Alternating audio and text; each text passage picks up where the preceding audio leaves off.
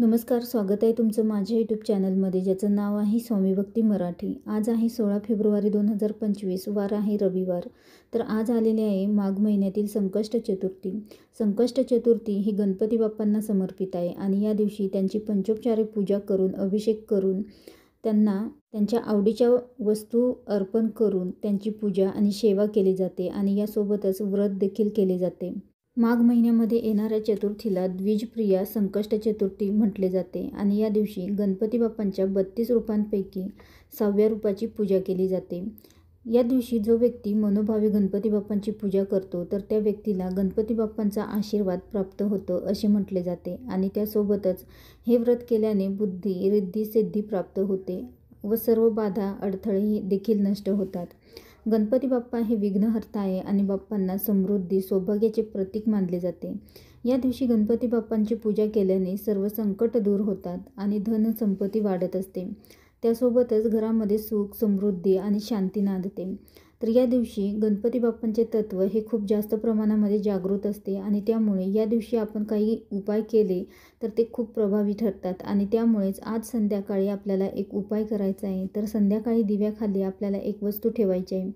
तर तो कधी आणि कसा आणि कोणती वस्तू आपल्याला दिव्याखाली ठेवायची आहे तर याबद्दलची संपूर्ण माहिती आपण या व्हिडिओमध्ये बघणार आहोत। तर व्हिडिओ स्किप न करता संपूर्ण बघा आणि जे कोणी नवीन असेल या चॅनलवरती तर सबस्क्राईब करा। तर बघा, दिव्याला ज्ञानाचे आणि प्रकाशाचे प्रतीक मानले जाते। दिव्याला सकारात्मक ऊर्जा प्रदान करणारा आणि आयुष्यातील गरिबी दूर करणारा मानला जातो। अज्ञानाचा अंधार नाहीसा करण्यासाठी हा दिवा लावला जातो। तर या दिव्यामुळे जीवनामध्ये ज्ञानाचा प्रकाश पसरतो आणि या दिवशी हा दिवा लावल्याने घरामध्ये सुख, समृद्धी येते। तसेच घरामध्ये देवी लक्ष्मी ही कायम स्थिर राहते आणि त्यासोबतच सर्व इच्छा देखील पूर्ण होतात। तर हा उपाय संध्याकाळी आपल्याला करायचा आहे। दिवे लागणीच्या वेळेला आपल्याला हा उपाय करायचा आहे। तर संध्याकाळी हातपाय धुवून देवघरासमोर आपल्याला बसायचं आहे आणि तर बघा, संध्याकाळच्या वेळीला, तिन्ही सांजेच्या वेळीला सकारात्मक लहरी या घरामध्ये येत असतात आणि त्यासोबतच माता लक्ष्मी देखील संध्याकाळी ही घरामध्ये प्रवेश करत असते। त्यामुळेच आपल्याला हा उपाय संध्याकाळी करायचा आहे। तर संध्याकाळी 6 ते 9 पर्यंत तुम्ही केव्हाही हा उपाय करू शकता। घरामध्ये सतत अडचणी असतील, आर्थिक अडचणी येतात, पैसा टिकत नाही, पैसा येतो पण तो टिकत नाही, पैसे येण्याचे मार्ग हे बंद झालेले, खूप कष्ट आणि मेहनत करून देखील पाहिजे तसं यश मिळत नाही, घरामध्ये सतत वाद, क्लेश, भांडणं होतात आणि यासाठीच आपल्याला हा एक प्रभावी उपाय करायचा आहे। तर या उपायामुळे घरांची, मुलांची आणि तुमची स्वतःची देखील प्रगती होईल। मनामध्ये कितीही कठीण इच्छा असेल तर ती देखील पूर्ण होईल।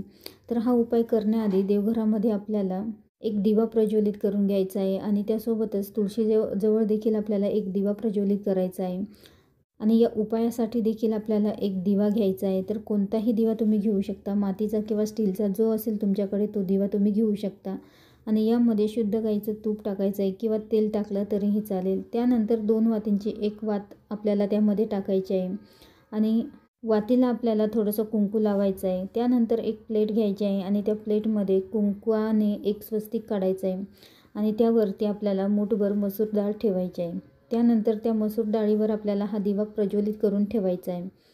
दिव्याला हळद, कुंकू, अक्षता आणि फुलं अर्पण करावीत आणि त्यानंतर आपल्याला या दिव्यामध्ये पांढरे तीळ हे चिमूटभर टाकायचे आहे। तर तीळ हे दारिद्र्यनाशक मानले जाते।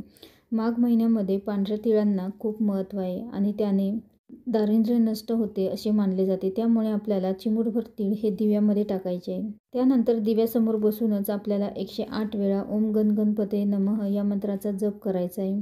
त्यानंतर आपल्याला गणपती बाप्पांची आरती करायची आहे आणि त्यानंतर प्रार्थना करायची आहे। तुमची जी काही इच्छा असेल तर ती इच्छा बोलायची आहे। त्यानंतर हा दिवा रात्री 12 पर्यंत चालू राहील याची देखील काळजी घ्यायची आहे आणि त्यानंतर अजून एक उपाय आपल्याला करायचा आहे। तर एक मोठा लिंबू घ्यायचा आहे आणि त्याला मधोमध कापायचा आहे आणि त्यातील सर्व गर काढून घ्यायचा आहे आणि त्यामध्ये आपल्याला थोडंसं तूप किंवा तेल टाकून 2 दिवे आपल्याला त्याचे बनवायचे आहे। त्यामध्ये एक वात टाकायची आहे आणि हे प्रज्वलित करून आपल्या मुख्य दरवाजाच्या बाहेर दोन्ही बाजूने आपल्याला हे 2 लिंबाचे दिवे ठेवायचे आहेत।